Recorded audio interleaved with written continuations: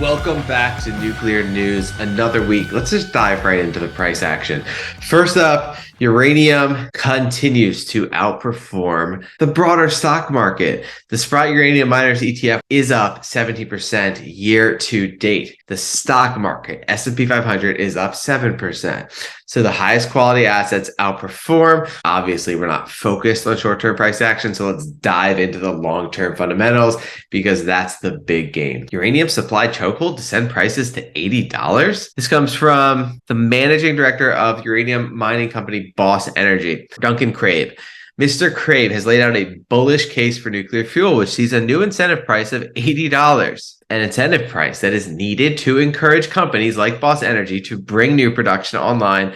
Otherwise, there will be a shortage facing Western utilities, which could get extreme as the next contracting cycle heats up. That inflationary pressure is just saying the incentive for new mines is going to be a lot more difficult and higher, and that bodes really well to increase your uranium price. So that comes from an industry insider who knows the business. $80 is his price target per pound. So let's just take a look at the chart. This comes from Sprott Asset Management.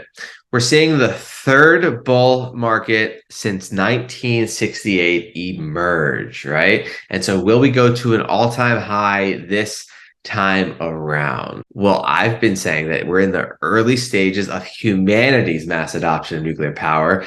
This chart looks like a long period, but in the grand scheme of time in human history, it's not at all. So will we reach new heights like we do every bull market? What are the long-term fundamentals? Let's dive into what is going on to see if we can reach new highs and at least meet the $80 price target per the managing director at Boss Energy. So first, let's focus on supply. We have an expectation of what Kazatomprom, one of the largest by far producers of uranium, is expected to produce. So what you can see is that they have no plans of increasing supply more so than they have been doing in 2023. Here is a chart showing how more uranium is being used. There's more demand than there is supply. Well, Kazakhstan, one of the biggest producers, is not pushing out supply in 2023. They just gave official guidance. So this comes from Kevin Bambro. The 2023 forecast reduction of 4 to 5 million pounds of uranium production guidance by Kazatomprom is huge in context of global production of 120 million pounds.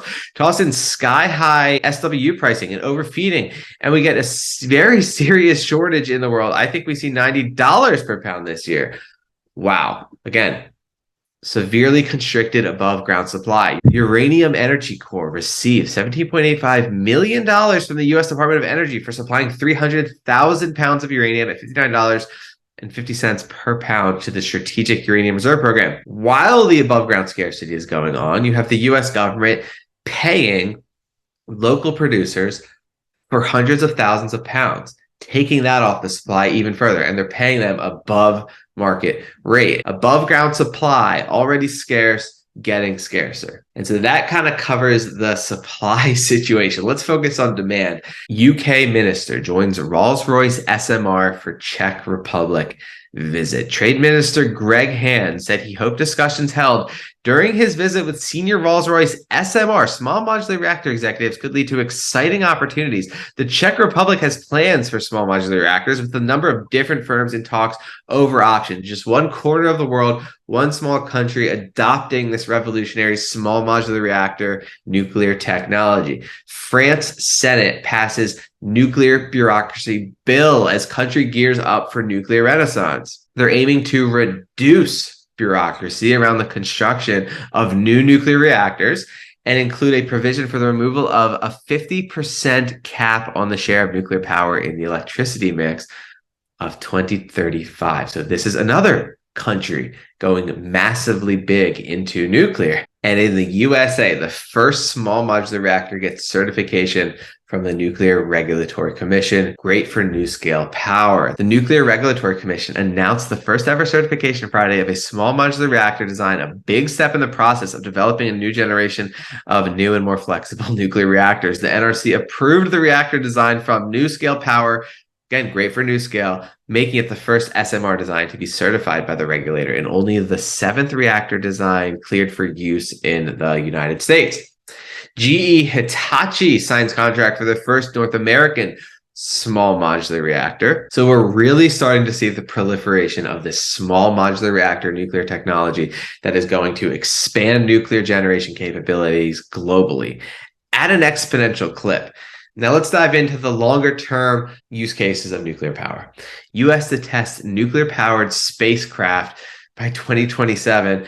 What is going to be disrupting space travel and enabling us to expand beyond Earth and become a multiplanetary species? Nuclear power. While on Earth, residual value of nuclear fuel to be an economic disruptor of shipping. So on Earth, you also have transportation being disrupted with this new practically unlimited, inexpensive energy source. So all industries looking to adopt this revolutionary new fuel source with demand skyrocketing and above ground supply shrinking.